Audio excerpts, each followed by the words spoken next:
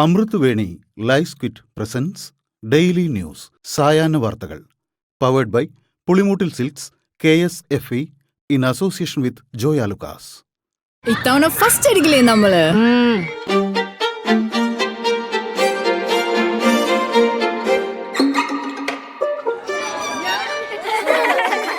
കുട്ടികൾക്കൊക്കെ പെയിൻ ശല്യം ഉണ്ടാകും. അതുകൊണ്ട് ലൈസ് കിറ്റ് ഉപയോഗിച്ച് ക്ലാസ്സിൽ വരാൻ പ്രത്യേക ശ്രദ്ധിക്കണം. ലൈസ് കിറ്റ് ലൈസ് റിമൂവർ പെയിൻ ശല്യത്തിൽ നിന്നും ഉടനടി ആശ്വാസം.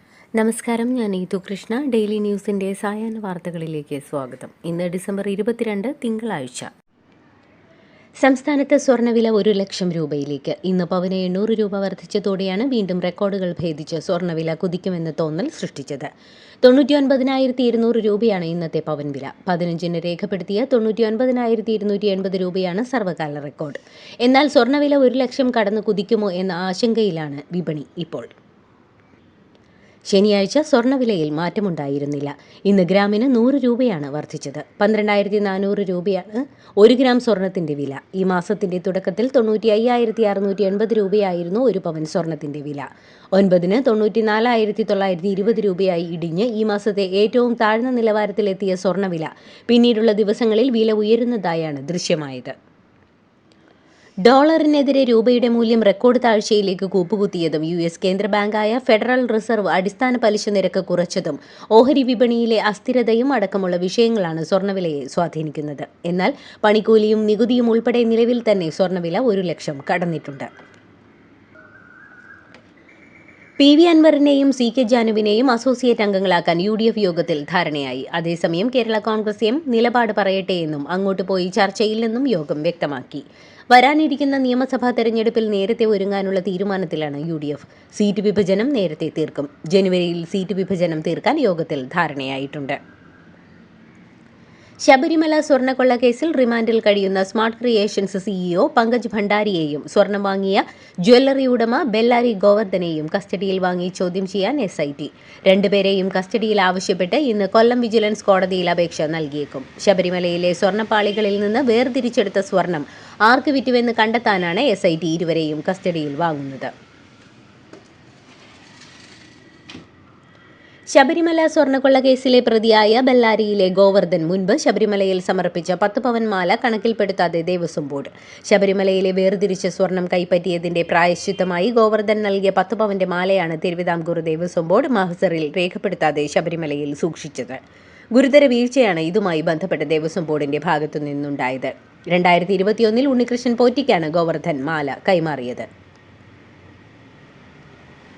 സ്വർണ്ണ കവർച്ചയിൽ തനിക്ക് പങ്കില്ലെന്ന് ബെല്ലാരിയിലെ ജ്വല്ലറി ഉടമ ഗോവർദ്ധൻ. തന്റെ ജാമ്യ ഹർജിയിലാണ് ഗോവർദ്ധൻ ഇക്കാര്യം വ്യക്തമാക്കിയത്. അയ്യപ്പ ഭക്തനായ താൻ സ്വർണമൊന്നും പണമായും ശബരിമലയിലേക്കാണ് സംഭാവന നൽകിയിട്ടുള്ളത്.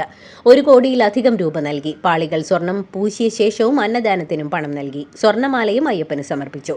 ഇതിനുശേഷം തന്റെ കയ്യിൽ നിന്ന് 80 ലക്ഷം മൂല്യമുള്ള സ്വർണം SIT ഭീഷണിപ്പെടുത്തി വാങ്ങിയെന്നും ഗോവർദ്ധൻ ആരോപിച്ചു. ദില്ലിയിൽ നിന്ന് മുംബൈയിലേക്ക് പറന്നുയർന്ന എയർ ഇന്ത്യയുടെ ബോയിംഗ് വിമാനം ഗുരുതരമായ തകരാർ നേരിട്ടതിനെ തുടർന്ന് ദില്ലിയിൽ തിരിച്ചിറക്കി. സ്റ്റാൻഡേർഡ് ഓപ്പറേറ്റിംഗ് നടപടിക്രമം അനുസരിച്ച് സാങ്കേതിക പ്രശ്നം കാരണം വിമാനം പറന്നുയർന്ന് അധികം താമസിയാതെ തിരിച്ചിറങ്ങിയതായി എയർലൈൻസ് അധികൃതർ അറിയിച്ചു.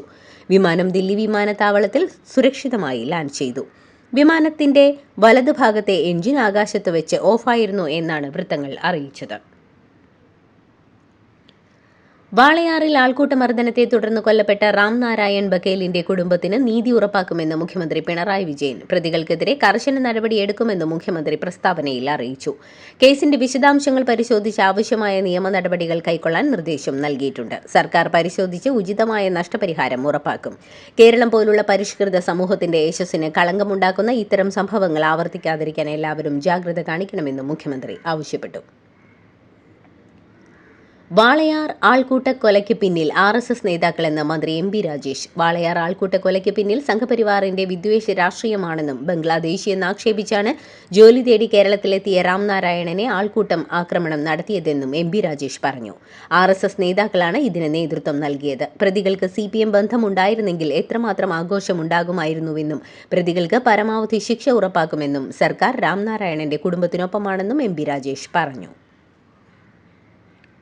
വാളയാർ അട്ടപ്പള്ളത്ത് അതിഥി തൊഴിലാളിയായ രാംനാരായണനെ ആൾക്കൂട്ടം തല്ലിക്കൊന്ന സംഭവത്തിൽ പ്രതികളുടെ ക്രൂരത വെളിപ്പെടുത്തുന്ന റിമാൻഡ് റിപ്പോർട്ട് പുറത്ത്. കൊല്ലണമെന്ന ബോധപൂർവമായ ഉദ്ദേശത്തോടെയാണ് പ്രതികൾ രാംനാരായണനെ മർദ്ദിച്ചതെന്ന് പോലീസ് റിപ്പോർട്ടിൽ വ്യക്തമാക്കുന്നു. ഛത്തീസ്ഗഡ് സ്വദേശിയായ ഈ യുവാവിനെ മണിക്കൂറുകളോളം ക്രൂരമായ പീഡനത്തിനിരയാക്കിയെന്നാണ് പ്രാഥമിക അന്വേഷണത്തിൽ തെളിഞ്ഞിരിക്കുന്നത്. വാളയാറിൽ അതിഥി തൊഴിലാളി രാംനാരായൺ ഭയ്യാൽ ആൾക്കൂട്ടമർദ്ദനത്തിനിരയായി കൊല്ലപ്പെട്ട സംഭവത്തിൽ സർക്കാരിന്റെ ഭാഗത്തുനിന്ന് നിർണായക ഇടപെടലുകൾ.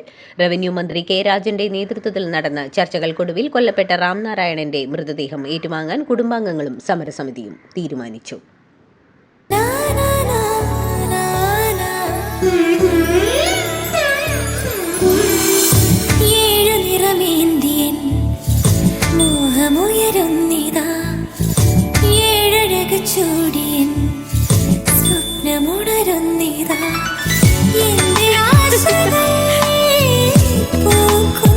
പട്ടിന്റെ കയ്യൊപ്പ് സിൻസ് 1924 പുളിമൂട്ടിൽ സിൽക്സ്.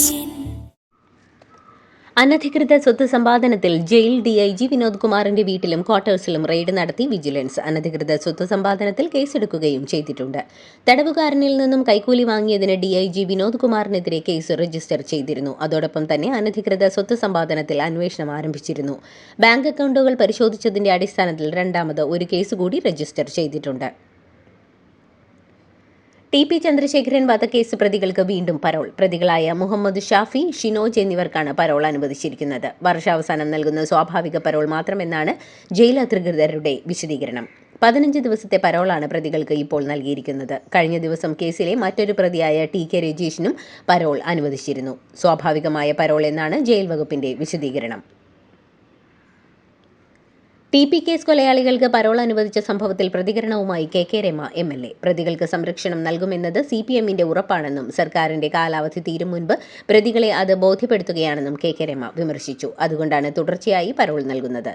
കൊലയാളികളിൽ നിന്ന് കൈക്കൂലി വാങ്ങിയ ആളാണ് ജയിൽ മേധാവി. പിണറായി വിജയന്റെ ആഭ്യന്തര വകുപ്പിൽ നിന്ന് ഇതിൽ കുറവ് പ്രതീക്ഷിക്കുന്നില്ലെന്നും കെ രമ പറഞ്ഞു. കേരള സ്റ്റേറ്റ് ബിവറേജസ് കോർപ്പറേഷന്റെ സംസ്ഥാനത്തെ രണ്ടാമത്തെ സൂപ്പർ പ്രീമിയം ഔട്ട്ലെറ്റ് കോഴിക്കോട് തുറക്കുന്നു. കോഴിക്കോട് ഗോകുലം ഗലേറിയ മാളിന്റെ 2ാം നിലയിൽ നാളെ ഉച്ചയ്ക്ക് 2-നാണ് ഉദ്ഘാടനം. കേരള സ്റ്റേറ്റ് ബിവറേജസ് കോർപ്പറേഷന്റെ മാനേജിംഗ് ഡയറക്ടർ ഹർഷിത അത്തല്ലൂരിയാണ് ഉദ്ഘാടനം ചെയ്യുന്നത്. ഔട്ട്ലെറ്റ് 1950 സ്ക്വയർ ഫീറ്റ് വിസ്തീർണവും പൂർണ്ണമായി ശീതീകരിച്ചതും മാളിൽ പ്രവർത്തിക്കുന്ന സംസ്ഥാനത്തെ ആദ്യത്തെ മദ്യവിതരണ ഔട്ട്ലെറ്റുമാണ്. തിരുവനന്തപുരം കോർപ്പറേഷൻ ഉൾപ്പെടെയുള്ള തദ്ദേശ സ്വയംഭരണ സ്ഥാപനങ്ങളിലെ തെരഞ്ഞെടുപ്പുകളിൽ വിജയിച്ചവരുടെ സത്യപ്രതിജ്ഞകളിൽ പലതും നിയമവിരുദ്ധമെന്ന് പരാതി. അയ്യപ്പൻ, ഭാരതാംബ, ശ്രീരാമൻ തുടങ്ങിയ നാമങ്ങളിലെ സത്യപ്രതിജ്ഞയാണ് പരാതിക്കിടയാക്കിയത്. ഈ നാമങ്ങളിലെ സത്യപ്രതിജ്ഞ അസാധുവാണെന്ന് ചൂണ്ടിക്കാട്ടി സുപ്രീം കോടതി അഭിഭാഷകനായ സുഭാഷ് തീക്കാടനാണ് തദ്ദേശ സ്വയംഭരണ വകുപ്പ് സെക്രട്ടറിക്ക് പരാതി നൽകിയിരിക്കുന്നത്. പുതുശ്ശേരിയിൽ കരോൾ സംഘത്തിന് നേരെയുണ്ടായ ആക്രമണത്തിൽ RSS പ്രവർത്തകൻ അശ്വിൻ രാജിനെ പോലീസ് അറസ്റ്റ് ചെയ്തു. ഇന്നലെ രാത്രിയാണ് പുതുശ്ശേരിയിൽ വെച്ച് പ്രതി കുട്ടികൾ അടങ്ങുന്ന കരോൾ സംഘത്തെ ഇയാൾ ആക്രമിച്ചത്. കരോളിന് ഉപയോഗിച്ചിരുന്ന ബാൻഡിൽ CPM എന്ന് എഴുതിയിരുന്നത് ചോദ്യം ചെയ്തായിരുന്നു ആക്രമണം. തുടർന്ന് പോലീസ് ഇയാളെ അറസ്റ്റ് ചെയ്യുകയായിരുന്നു. കൊച്ചിയിൽ ആക്രമിക്കപ്പെട്ട നടിക്ക് പിന്തുണ പ്രഖ്യാപിച്ച് ബംഗളൂരുവിൽ നിയമസഹായവേദിയുടെ കൂട്ടായ്മ. കേസിലെ വിചാരണവേളയിൽ സുപ്രീം കോടതി മാർഗനിർദ്ദേശങ്ങൾ പൂർണ്ണമായും ലംഘിക്കപ്പെട്ടുവെന്ന് അഭിഭാഷകരും മുൻ ജഡ്ജിമാരും നിയമ വിദ്യാർത്ഥികളും പങ്കെടുത്ത കൂട്ടായ്മ ആരോപിച്ചു. ഇത്തരം കേസുകളിൽ ഇരകളെ വിചാരണ ചെയ്യുന്നതിൽ മാർഗനിർദ്ദേശങ്ങൾ ഉറപ്പാക്കണമെന്നാവശ്യപ്പെട്ട് സുപ്രീം കോടതിയെ സമീപിക്കാനുള്ള നീക്കത്തിലാണ് ബംഗളൂരുവിലെ നിയമസഹായവേദി. പെരിന്തൽമണ്ണയിൽ ലീഗ് ഓഫീസിന് നേരെയുണ്ടായ ആക്രമണവുമായി ബന്ധപ്പെട്ട് 5 പേർ കസ്റ്റഡിയിൽ. 5 CPM പ്രവർത്തകരെയാണ് പോലീസ് കസ്റ്റഡിയിലെടുത്തത്. ഇന്നലെയാണ് പെരിന്തൽമണ്ണ ലീഗ് ഓഫീസിന് നേരെ കല്ലേറുണ്ടായത്. തുടർന്ന് രാത്രി വൈകി റോഡ് ഉപരോധ പ്രതിഷേധവുമായി UDF രംഗത്തെത്തിയിരുന്നു. ആക്രമണത്തിൽ പ്രതിഷേധിച്ച് പെരിന്തൽമണ്ണ നഗരത്തിൽ ഇന്ന് UDF ഹർത്താൽ ആചരിക്കുകയാണ്. തിരുവനന്തപുരം കോർപ്പറേഷനിലെ BJPയുടെ മേയറെ കണ്ടെത്താനുള്ള ചർച്ചകൾ പാർട്ടിയിൽ സജീവം. ഇന്ന് കണ്ണൂരിൽ ചേരുന്ന സംസ്ഥാന നേതൃയോഗത്തിൽ ചർച്ചകൾ ഉണ്ടാകും. എന്നാൽ ഡിസംബർ 24, 25 തീയതികളിലായിരിക്കും ഇത് സംബന്ധിച്ച അന്തിമ തീരുമാനമുണ്ടാവുക. ഇപ്പോഴും BB രാജേഷ്, R ശ്രീലേഖ എന്നിവരുടെ പേരുകളാണ് സജീവമായിട്ടുള്ളത്. മറ്റൊരു സർപ്രൈസ് പേര് വന്നാലും അത്ഭുതപ്പെടേണ്ടതില്ലെന്നാണ് പാർട്ടി നേതൃത്വം പറയുന്നത്. നടപ്പ് സാമ്പത്തിക വർഷം ഇതുവരെ CPMന് ലഭിച്ച സംഭാവന 17 കോടി രൂപയ്ക്കടുത്തെന്ന് റിപ്പോർട്ട്. തെരഞ്ഞെടുപ്പ് കമ്മീഷൻ സമർപ്പിച്ച റിപ്പോർട്ടിലാണ് 16,95,79,591 രൂപയാണ് തങ്ങൾക്ക് ലഭിച്ചതെന്ന് CPM വ്യക്തമാക്കിയത്. തൃശൂർ കല്യാൺ ജ്വല്ലേഴ്സാണ് ഏറ്റവും കൂടുതൽ സംഭാവന നൽകിയത്. ഇവർ 1 കോടി രൂപയാണ് സംഭാവന നൽകിയിട്ടുള്ളത്. മുൻ മേയർ ആര്യ രാജേന്ദ്രനും സച്ചിൻ ദേവ് MLAയ്ക്കും നോട്ടീസ് അയച്ചു Thiruvananthapuram first class judicial magistrate കോടതി. KSRTC ഡ്രൈവർ യേതു നൽകിയ പരാതിയിലാണ് നോട്ടീസ് അയച്ചത്. നടുറോഡിൽ KSRTC ബസ് തടഞ്ഞ സംഭവത്തിൽ ഇരുവരെയും ഒഴിവാക്കിയുള്ള കുറ്റപത്രത്തിനെതിരായ ഹർജിയിലാണ് കോടതി നടപടി. വയനാട് പുൽപ്പള്ളി ദേവർഗദ്ധയിൽ ആളെ ആക്രമിച്ചു കൊന്ന കടുവയെ പിടികൂടാൻ ശ്രമം തുടരുന്നു. മാരനെ കടുവ ആക്രമിച്ച പ്രദേശത്ത് വനംവകുപ്പ് കൂട് സ്ഥാപിച്ചു. ഇതിനിടെ പുൽപ്പള്ളി നഗരത്തോട് ചേർന്ന ഏരിയ പള്ളിയിൽ രാത്രി കടുവയെ കണ്ടതായി നാട്ടുകാർ പറഞ്ഞു. അർദ്ധരാത്രിയിൽ കടുവ റോഡ് മുറിച്ച് കടക്കുന്നതാണ് കണ്ടതെന്നാണ് നാട്ടുകാർ പറയുന്നത്. പുൽപ്പള്ളിയിലെ കാപ്പിസെറ്റ് ദേവർഗദ്ധ മേഖലയിൽ കടുവയുടെ ആശങ്ക തുടരുകയാണ്. പ്രദേശത്ത് 2 ദിവസമായി വനംവകുപ്പ് പെട്രോളിംഗ് ശക്തമാക്കിയിട്ടുണ്ട്.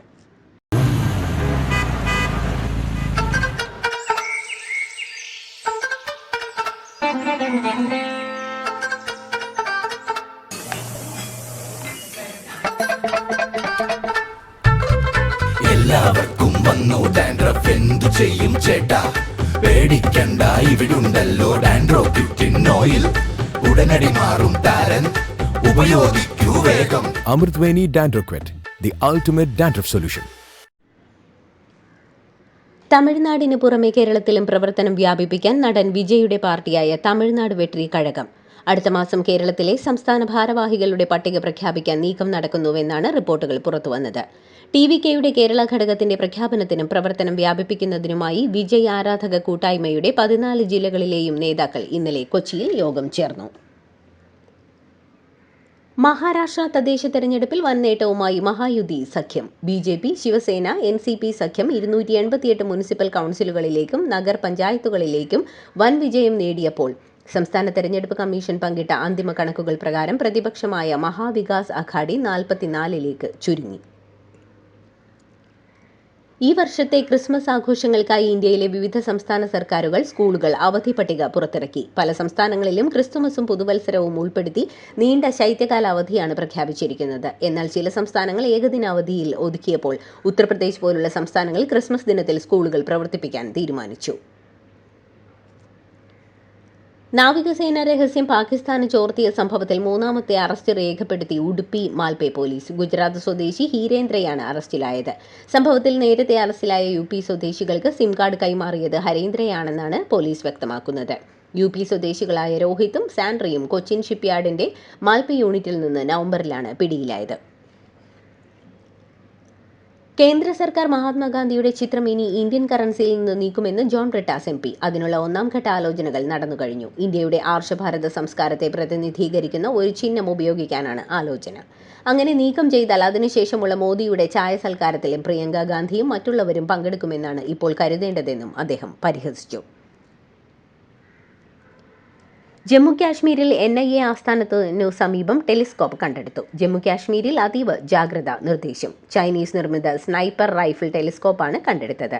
ജമ്മുവിലെ സിദ്രയിൽ നിന്നാണ് ടെലിസ്കോപ്പ് കണ്ടെടുത്തത്. പോലീസും സ്പെഷ്യൽ ഓപ്പറേഷൻസ് ഗ്രൂപ്പും സംഭവം അന്വേഷിച്ചു വരികയാണ്.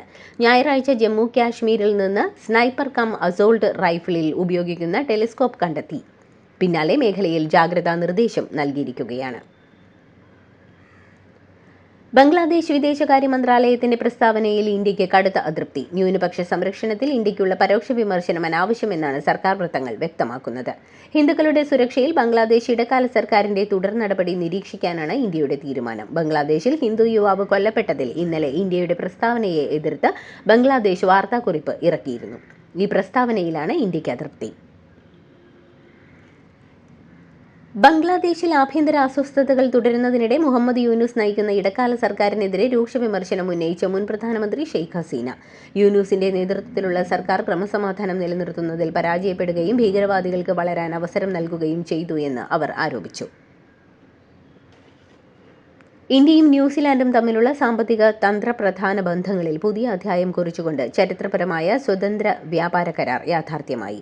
പ്രധാനമന്ത്രി നരേന്ദ്രമോദിയും ന്യൂസിലാൻഡ് പ്രധാനമന്ത്രി ക്രിസ്റ്റഫർ ലക്സണും ഇന്ന് നടത്തിയ ടെലിഫോൺ സംഭാഷണത്തിലാണ് ഇരു രാജ്യങ്ങൾക്കും ഒരുപോലെ ഗുണകരമാകുന്ന സുപ്രധാന പ്രഖ്യാപനം നടത്തിയത്. കഴിഞ്ഞ മെയ് മാസത്തിൽ ഇന്ത്യയുമായുള്ള സൈനിക ഏറ്റുമുട്ടലിനിടെ പാകിസ്ഥാന് ദൈവിക സഹായം ലഭിച്ചതായി പാക് പ്രതിരോധ മേധാവി field marshal Asim Munir. May മാസത്തിൽ ഇന്ത്യ നടത്തിയ ഓപ്പറേഷൻ സിന്ദൂർ സൈനിക നീക്കത്തിന് പിന്നാലെയുണ്ടായ സംഘർഷങ്ങളെ പരാമർശിച്ചായിരുന്നു അദ്ദേഹത്തിന്റെ പ്രതികരണം. ഇസ്ലാമാബാദിൽ നടന്ന ദേശീയ ഉലമ കോൺഫറൻസിൽ സംസാരിക്കുകയായിരുന്നു അദ്ദേഹം. നൈജീരിയയിൽ സായുധ സംഘം തട്ടിക്കൊണ്ടുപോയ 130 വിദ്യാർത്ഥികളെ കൂടി മോചിപ്പിച്ചു. നൈജറിലെ ക്രിസ്ത്യൻ സ്കൂളിൽ നിന്നും തട്ടിക്കൊണ്ടുപോയ വിദ്യാർത്ഥികളെയാണ് ഒടുവിൽ മോചിപ്പിച്ചത്. ആശ്വാസകരമായ ഉജ്ജ്വല നേട്ടമെന്നാണ് നടപടിയെ നൈജീരിയയിലെ ഫെഡറൽ ഗവൺമെന്റ് വിശദമാക്കുന്നത്. രാജ്യത്ത് അടുത്തിടെയുണ്ടായ ഏറ്റവും മോശമായ തട്ടിക്കൊണ്ടുപോകലുകളിൽ ഒന്നായിരുന്നു നവംബർ 21 നടന്നത്. നൈജറിലെ പാപ്പിരിയയിലെ സെന്റ് മേരീസ് കത്തോലിക്ക സ്കൂളിലെ 250 കുട്ടികളെയാണ് സായുധ സേനാ സംഘം തട്ടിക്കൊണ്ടുപോയത്. ഇതോടുകൂടി ഡെയിലി ന്യൂസിന്റെ ഇന്നത്തെ സായാഹ്ന വാർത്തകൾ സമാപിക്കുന്നു. ഡെയിലി ന്യൂസിനു വേണ്ടി വാർത്തകൾ വായിച്ചത് നീതു കൃഷ്ണ. DailyNewsLive.in വാർത്തകൾ വിരൽ തുമ്പിൽ.